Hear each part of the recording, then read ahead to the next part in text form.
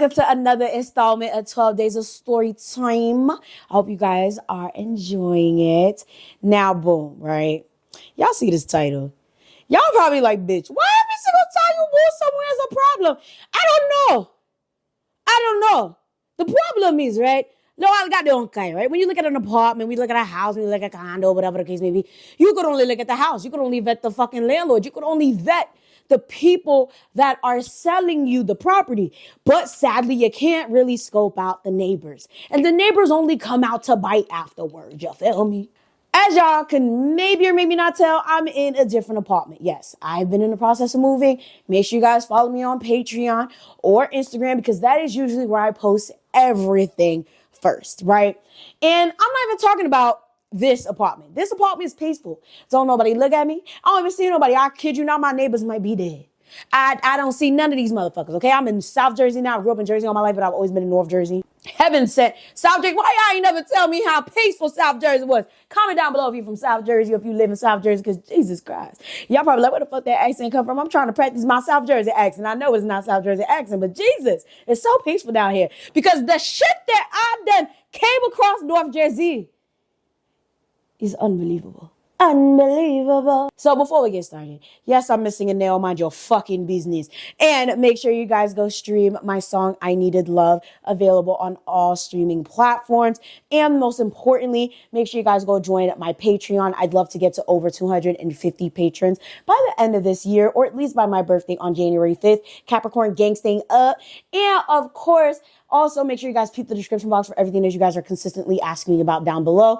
If you are watching this right now and you think you're subscribed, you may not be subscribed. I actually have 4 different channels. My main channel deals with rants, reactions, and commentary on Black social issues. My Haitian channel deals with Haitian voodoo, politics, and folklore. This channel is mainly vlogs, story times, advice, as well as my The Mafia Speak segment. And now I just started another channel called my Media Hustle channel for those of you guys who want to be entrepreneurs, business owners, as well as content creators. So make sure you guys head down below and check out the channel that suits your needs. I'm also coming out with a clothing subscription box where you guys only have to pay $50 a month to get clothes that you want. And if you don't like the clothes, you don't have to pay for them. You return them. Whatever it is that you like, you pay for whatever it is that you keep. Make sure you guys stay tuned on Instagram for more updates on that. With that being said, let's get straight into this fucking story time.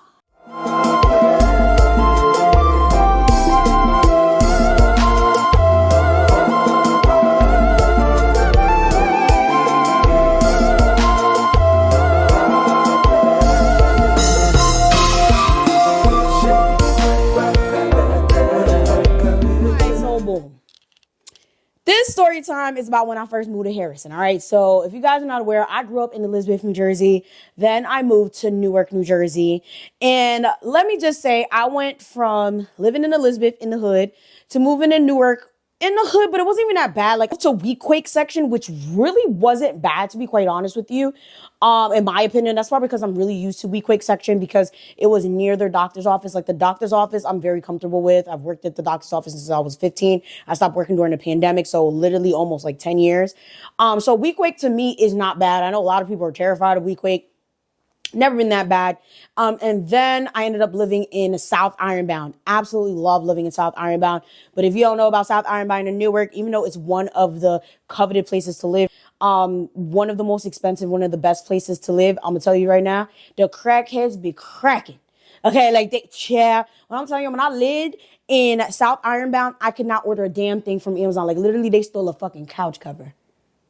A couch cover. What the fuck was they doing with a couch cover? I don't fucking know. So imagine my fucking surprise, right? Because after that, I moved to Vallisburg thinking it was going to be better because that was the apartment that I moved to where, if you guys followed me on my main channel where I was still doing story times, that was the apartment where I moved to, where my neighbors was out here knocking on my door, ringing my doorbell. There was cops there all the damn time. Now that was Vallisburg. Now you guys are like, how the fuck? Everything was getting better. You went from Elizabeth to Weequake to Ironbound. You would have thought, bitch, you was moving on up. And then you went to Vallisburg? I must have had a death wish. No, I didn't have a death wish, bitch. I just didn't know. My logic was, oh, I've lived in the hood all my life. Vallisburg might not be so bad. And if you guys have ever watched my apartment tours, you would know I never lived in a shitty apartment. I've always lived in a luxury apartment. When I mean luxury, I'm talking about stainless steel appliances, marble countertops, washer dryer in unit, hardwood floors. That is what's counted as luxury in North Jersey, which is crazy because those are standard in other states for way cheaper. I don't know why the fuck I live here sometimes, because that's bare minimum for a lot of other places. But nonetheless, we're not here to talk about New Jersey's living standards, because most people will never have a washer and dryer unit. I've always had a washer and dryer unit after my very first apartment. But anyways, the apartment that I had in Vallisburg was gorgeous. I'm talking about like 3-bedroom, 2-bath, gorgeous, huge. I had a fucking tablet on the screen. Feel free to watch my house tour. I'll link them down below. I'll link both of them. I'll label it. I'll have the South Ironbound one and the Vallisburg one. You guys are gonna be like, nigga, this was in Newark. Yes. One thing about me, I know how to find me an apartment, baby, and I know how to live lavish. Okay. And all of those rents were above 2,000. You guys are probably like, well, bitch, why don't you just buy a house? If any of you guys know anything about the housing market, you would know that a mortgage anywhere in North Jersey is gonna run you about $3,500 to $4,000. So I don't know what you guys are talking about. Ain't no fucking mortgage is $2,000 unless you bought that shit a long time ago or you're on some sort of government program. But that is not what we're here to talk about today. Okay. Nonetheless, you might think I'm lying. You might just think I'm lying, okay? So I went from Vallisburg to Harrison, right? I thought I'm gonna have peace. I'm gonna have tranquility. I'm gonna have everything I ever wanted. What am I singing? I don't fucking know. I'm about to make that into a song, bitch. And I did. Let me just say, I lived there for 3 years straight. It was my longest rental. Loved it. Loved my landlords. They literally gave me a bottle of Hennessy as soon as I got there. They gave me gifts every Christmas. I'm telling you, they were the best landlords I ever had. But that wasn't until I met my fucking neighbors when I was moving in. I didn't see these neighbors when I was looking at the property. I looked at the property at least 2 separate occasions. Didn't see these people until the day I moved in, but I brought Sage first. I didn't see these people until I brought Sage to the property before I started moving in my stuff. I have Sage in the carrier. And I think I was just tired or stressed. Or maybe Sage just kept moving around and she tried to get herself out the goddamn carrier. I don't know. If you guys are not aware, Sage is my black cat. And essentially the carrier was open a little bit and some guy comes running out. And he's like, oh, but careful, the cat's about to come out the carrier. So we're going to call this neighbor Tom. Not just Tom. We're going to call him Tom, by the way. Now you guys are probably like, Yvana, why are you going to call him Tom, by the way? Just wait for it. Tom, by the way. Okay, so Tom, by the way, comes. He's like, oh, wait, your carrier. Watch out. The cat's about to come out. And I'm like, oh, thank you. He's like, oh, you're moving in there? I'm like, yeah. Moving upstairs. He's like, oh, okay. Mind you, he does not live there. He lives directly next door in a house. And he's like, oh, okay. You have some really great landlords. They're really great people. I was like, yeah, I know. He's like, yeah. Well, my name is Tom. I was like, oh, okay. And mind you, he had the same name as my landlord. Mind you, complete aliases, by the way. He's like, yeah, my name's Tom. Just like your landlord. I'm like, oh, okay. My job. I'm like, I'm being very friendly, but I'm like, he's like, oh, where are you from? I'm like, hell, bitch, the fuck do you want? But I was like, oh, I'm from Elizabeth. He's like, oh, Elizabeth. Oh, okay. Just trying to make small talk. Like, oh, I got it from Elizabeth. I'm like, okay, that's fine. So mind you, I go upstairs, I put Sage down, and I go back to the Vallisburg apartment to get my shit together, get situated, to get the movers, all this extra shit, right? So I get settled in, I come outside, and I see Tom sitting on my fucking steps.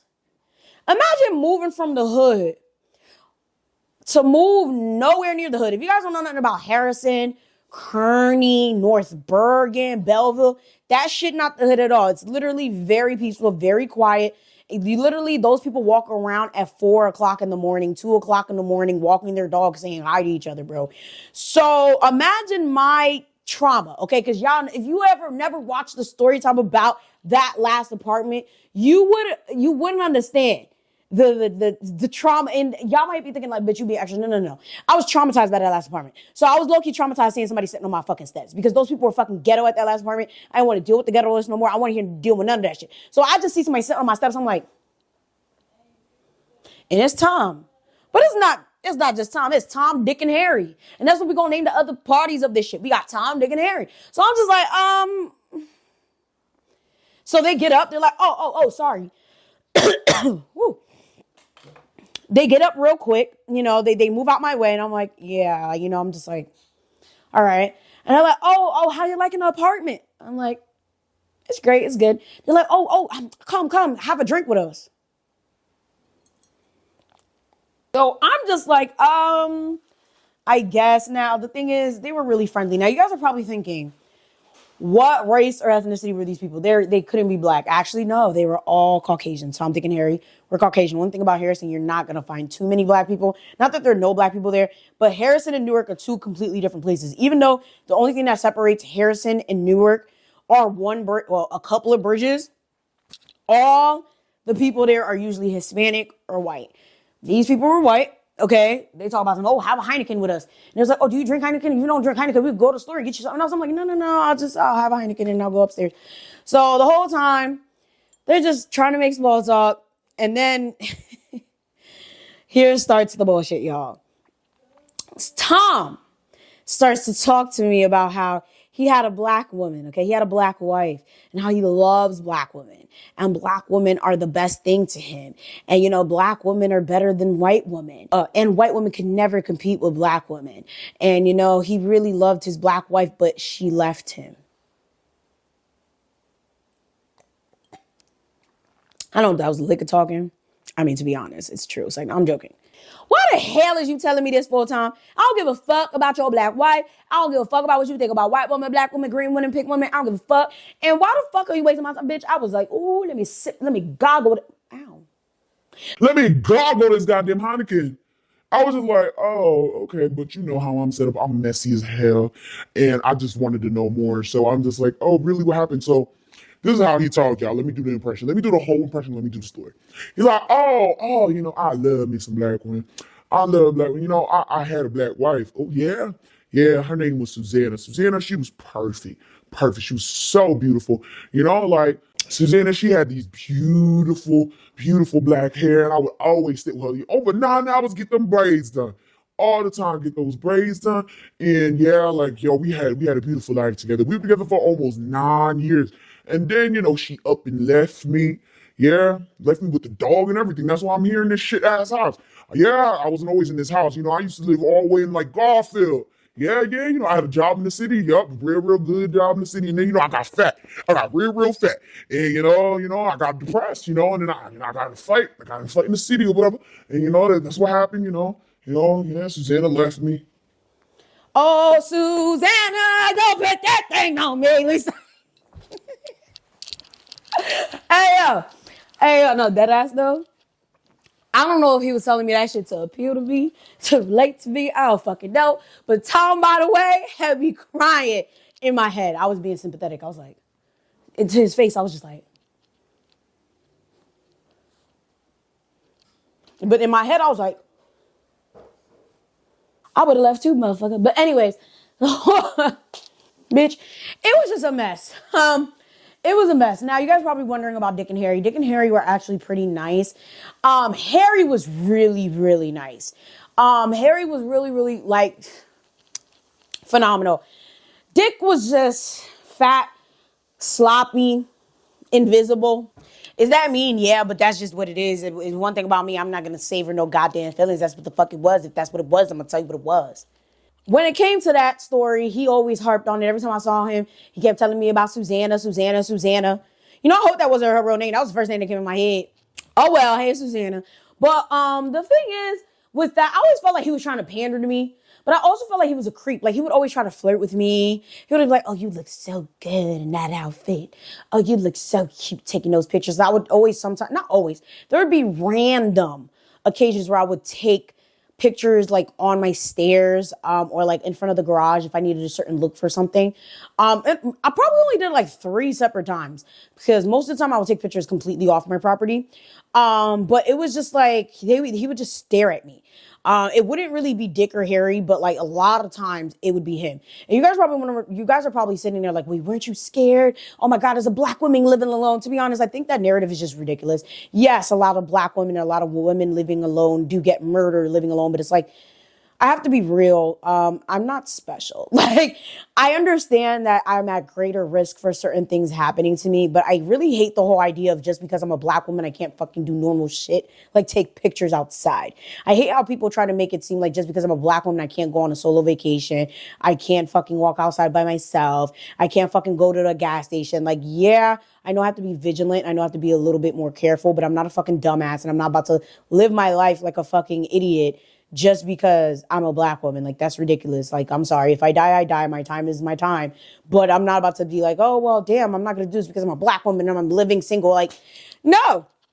So I would just say thank you, smile and be done. Like, I don't have time for that. Was he a creep? Absolutely. But I'm not about to change what I do and change my damn schedule and all of that extra shit just because of him. Like, one thing about me, my schedule has never really stayed the same, especially when it comes to shooting pictures and shooting content. I would always change it because I like the sun to hit me a certain angle for different photo shoots and stuff like that. So he would never catch me. Plus, again, I didn't always take pictures in front of my house. But every time I did take a picture, do a video, whatever, outside my house, he would just always be a creep about it. So it wasn't until Harry had came up to me. This is why I really like Harry and I really respect Harry. He had came up to me one time where Tom wasn't there.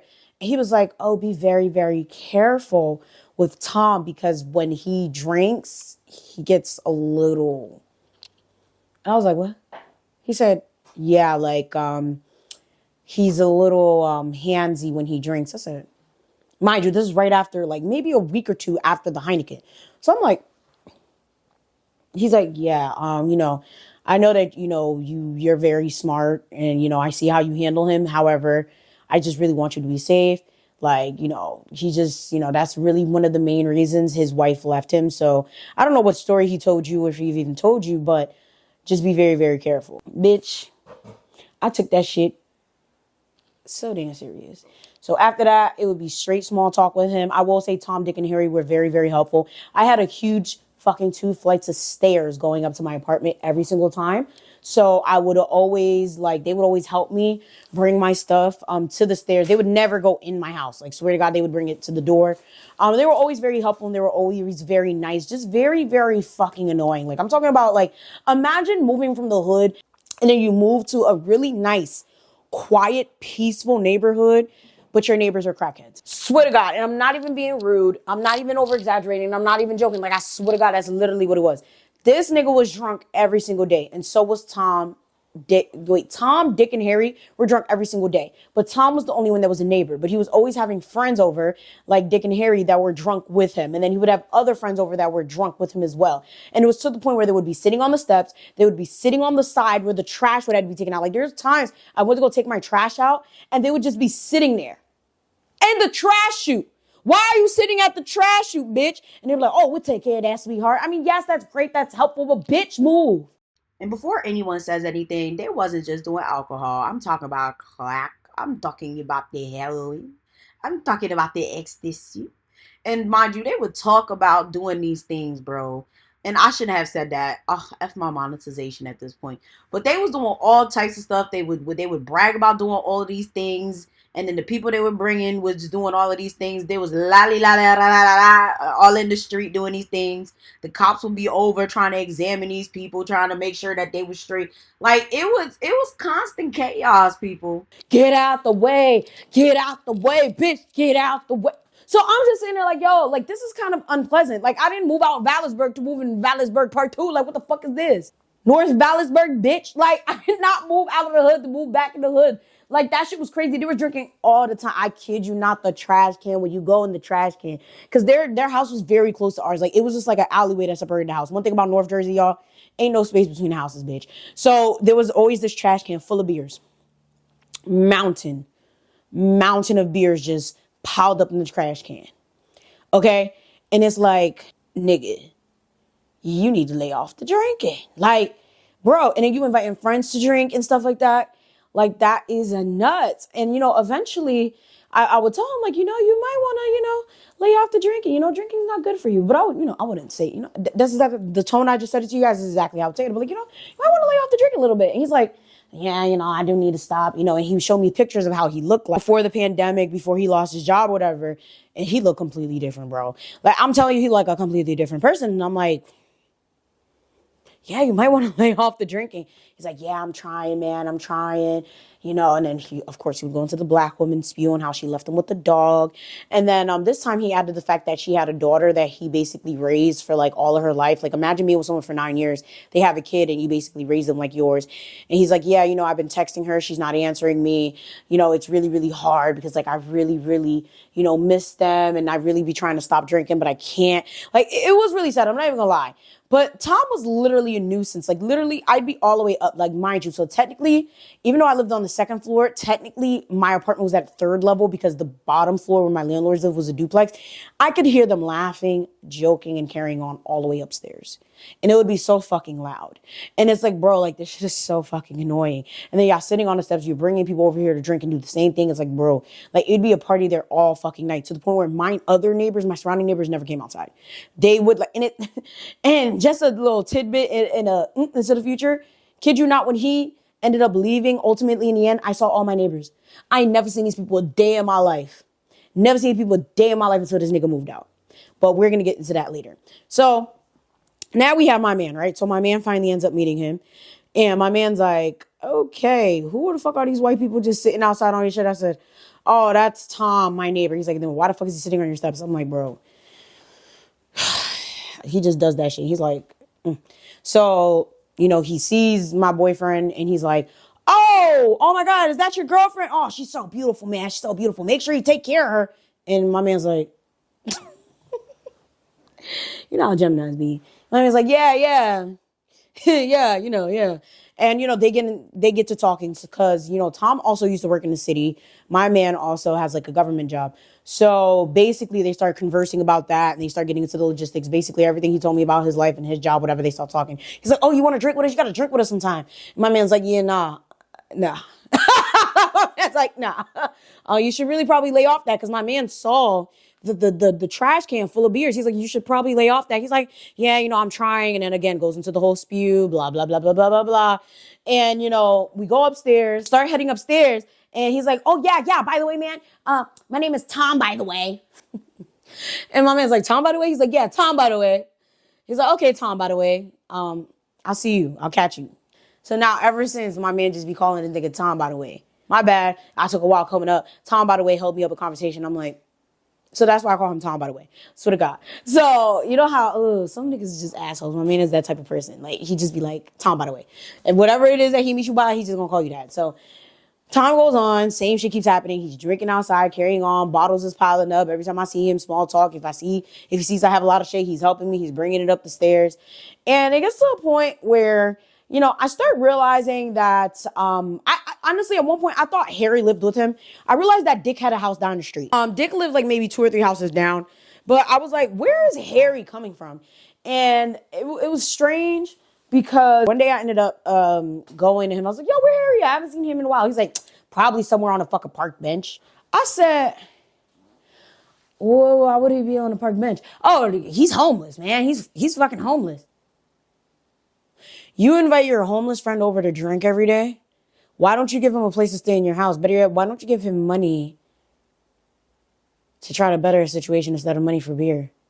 Oh, man, I don't give a fuck about all that. I don't tell you that shit pissed me off because homelessness is a very big issue for me. I've been homeless a few times. I've been through a lot. So when people like kind of put other people at risk like that and just don't care about their well-being, it truly grinds my gears. So I'm just sitting there looking at him like, shit is on my face. Like, literally, this was me. I was like, I don't think that's right. Like, that's your friend, allegedly. When I'm telling you, karma got him good, just stick to the end. Just stick to the end. So I'm just like, okay. Like, literally, I was just like, all right. So he's like, oh, do you want anything? I can have him go fetch you something. I was like, oh, no, I'm good. I'm very good off that. Like, I'm good. I don't need anything. Literally, I had one Heineken with him when I first moved in. And that was my last one. Ever since Harry told me he be getting a little handsy, he be doing the most, that was it. Because I would karate chop that motherfucker with my machete. How do you karate chop with a machete? I don't fucking know, but I would have did that shit. So, short story long, okay? They keep carrying on. They keep doing their fucking bullshit. And it ends up getting a little crazy to the point where I guess they kind of got tired of drinking, okay? And by get tired of drinking, I mean, they started wanting to do real drugs. They started wanting to get a little, And you guys probably like, real drugs? Okay, this is the thing. Alcohol is still considered a drug to me. Marijuana is drugs to me. All of it is drugs. Drugs, okay? I guess they got bored. So one day, me and my man, we hanging out. My man come to my house. Cunha. Nous ouais salopez là. Atea, yeah. Salopez là, the dirty fat one. Okay, Dick. We see Dick on the floor. Now you guys are like, why are you so mean to Dick? Dick just never was nice to me. He never said hi to me. He never acknowledged me. He never, and that's the thing, like, obviously, I didn't really care for Tom or Harry, but like, I liked them. Like, they were cool people, right? But my thing is, I don't like rude people. If you see people talking, if you see I'm saying hi to everyone and I say hi to you and you don't answer, at that point you're on my shit list. And that's the reason I didn't really like Dick. And like, I feel like he was always kind of looking down on me. And it's like, nigga, you look like Eeyore. You're not about to make me look like, you're not about to make it look like I look crazier than you, bitch. You out here looking all types of fucking bad. You're not about to be out here making me feel bad. Okay? Like, it just didn't make sense. It's like, how are you looking down on me, potentially being racist or something? I don't fucking know. Like, it was given racist, in my opinion. I don't fucking know. It could have been something else. And usually I don't throw that word out there like that, but it was just like, I didn't like the way he would look at me. I feel like it just wasn't given. Nonetheless, I just, whatever. So essentially, one day they decided to do drugs, okay? And for me, I didn't even know about it until the end. When I'm telling you, me and my man, let me rewind, okay? So one day me and my man came in. I think we had went out somewhere. He came to visit me, and then we had stepped out. We didn't see Tom, Dick, or Harry outside. By the time we came back, we see Tom, Dick, and Harry, and they swaying, bitch. Okay, they bitch, they is leaning. And I was just like, oh, damn, the liquor hitting. But we didn't really see any bottles. We didn't think anything of it, really. So, but we see Dumbledore. Let me stop. We see Dick just sitting there, like, just head leaning, like, and he's, like, sitting on the steps of his house. And then we see Tom and Harry, like, kind of trying to help him, but like, they're shoulder lean. And me and my man's just like, we trying to ignore that shit. One thing about me and my man, we gonna ignore it, baby. So we just trying to go up the stairs like, play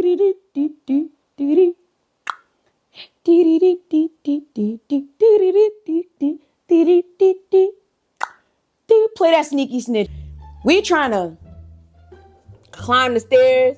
Bitch, we hit one step. All we hear is Tom saying, hey, bro, you mind helping me and Harry help Dick off the steps? You know, we think he might be going through something and we need help getting him up. My man said, what?